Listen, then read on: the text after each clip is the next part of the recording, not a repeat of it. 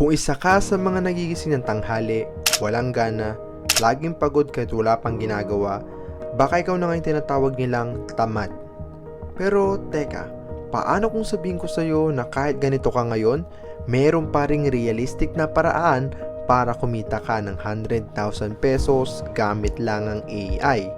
Hindi ito scam, walang magic, pero real talk, may mga taong tulad mo na dating tamad pero kumikita na ngayon habang nakahiga dahil lang natutunan nila kung paano gamitin ang AI. Siya si Paulo, dati siyang tambay. Not because wala siyang pangarap, pero kasi wala siyang energy. Lagi siyang drained, parang laging may kulang. Every time na mag-start siya ng something katulad ng online business, content creation, freelancing, mabilis siyang ma-burnout.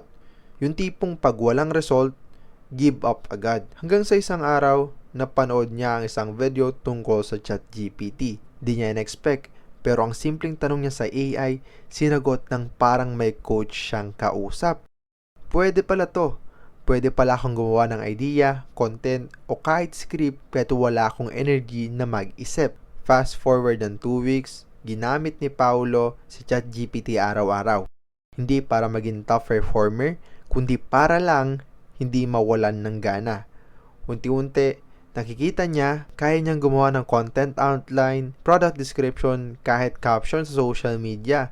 Lahat yon na stuck siya for months dati. Then one day, nakita niya ang Canva. Sobrang dali pala gumawa ng social media graphics. May AI pa to help design templates. Kaya ginawa niya, ChatGPT ginamit niya for ideas, Canva for graphics, then nakagawa siya ng 10 content posts, then naglagay siya ng affiliate links. Ito na nga yung first strategy. Affiliate marketing plus Canva plus ChatGPT. Anong meron sa ginawa ni Paulo? Simpler than you think. Here's the formula na pwede mo rin gawin kahit tambay ka, kahit tamad ka, kahit low energy ka. Number 1, gamitin si ChatGPT para maghanap ng niche idea na gusto mo. Pwedeng productivity, love life, quotes, finance, kahit AI content katulad ng ginagawa ko. Number 2, gamitin mo yung idea para gumawa ng short post, caption, mini blog, article. Kahit tamad ka, si ChatGPT na ang gagawa. Number 3, open Canva.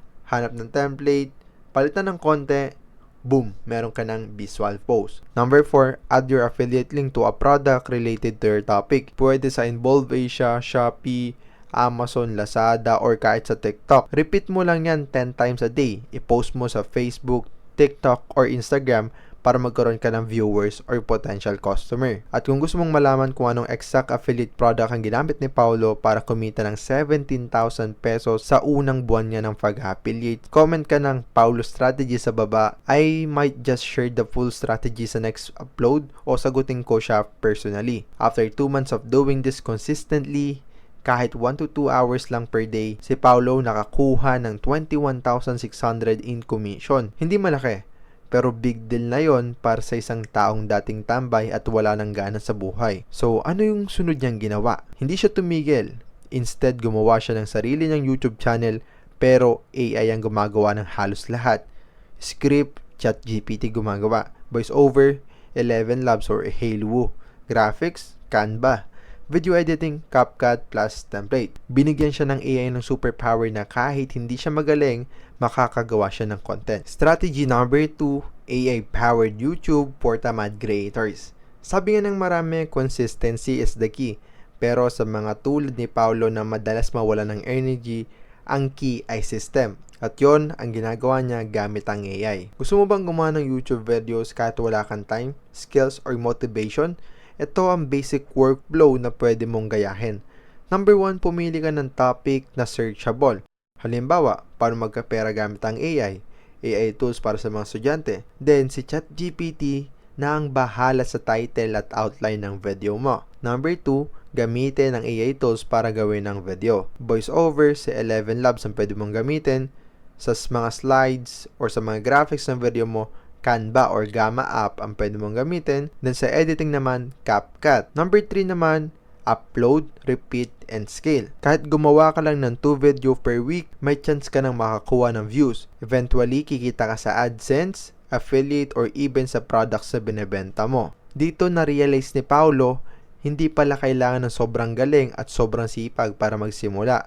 Ang kailangan mo lang ay direksyon at tamang tools. At sa panahon ngayon, AI ang best shortcut para sa mga taong tamad pero may gustong ma-achieve. Strategy number 3, selling prompts or template. Ito pa yung isa. Gumawa si Paulo ng ChatGPT prompts and Canva templates tapos binebenta niya sa Gumroad. Wala siyang ginagastos. Ang ginamit lang niya ay utak, ChatGPT at Canva. Sample product niya, 50 AI prompts para sa mga content creators at binebenta niya ito ng 199 pesos per download. Nakabenta siya ng 80 copies sa loob ng isang buwan. Kumita siya ng 15,920 pesos possibly in just 1 month. Imagine kung gagawin mo to monthly, tapos dadagdagan mo pa ng YouTube plus affiliate, kaya talaga kumita ng more than 100,000 per year kahit tamad ka. So mabilis na recap lang. Strategy number 1, ChatGPT plus Canva plus affiliate marketing. Strategy number 2, AI video creation using tools like ChatGPT, 11 Labs, and CapCut. Strategy number 3, selling AI prompts or Canva templates online via Gumroad. Alam mo ba ang common sa tatlong strategy na to? AI ang gumawa ng 70 to 80% ng trabaho. It means kaya mo rin itong gawin. Kung tamad ka, may low energy, o hindi mo kayang magsimula, hindi ka pa huli. Nasa AI ang sagot sa mga problema mo, basta willing kang matuto. At kung gusto mong matutunan pa ang step by step kung paano ginagawa ang bawat strategy na ito, mag-subscribe ka na ngayon. Every week, naglalabas tayo ng bagong video na magtuturo sa'yo ng AI tools, skills, and ways para kumita gamit ang AI. Ngayong alam mo na kahit naman ka, kaya mong kumita ng 100,000 pesos gamit ang AI. Ang next mong dapat gawin ay mag-level up. Para mag-level up ka, kailangan mo pang manood ng video tungkol sa AI. Panoorin mo tong video na nasa screen mo dahil baka ito na ang makatulong sa'yo.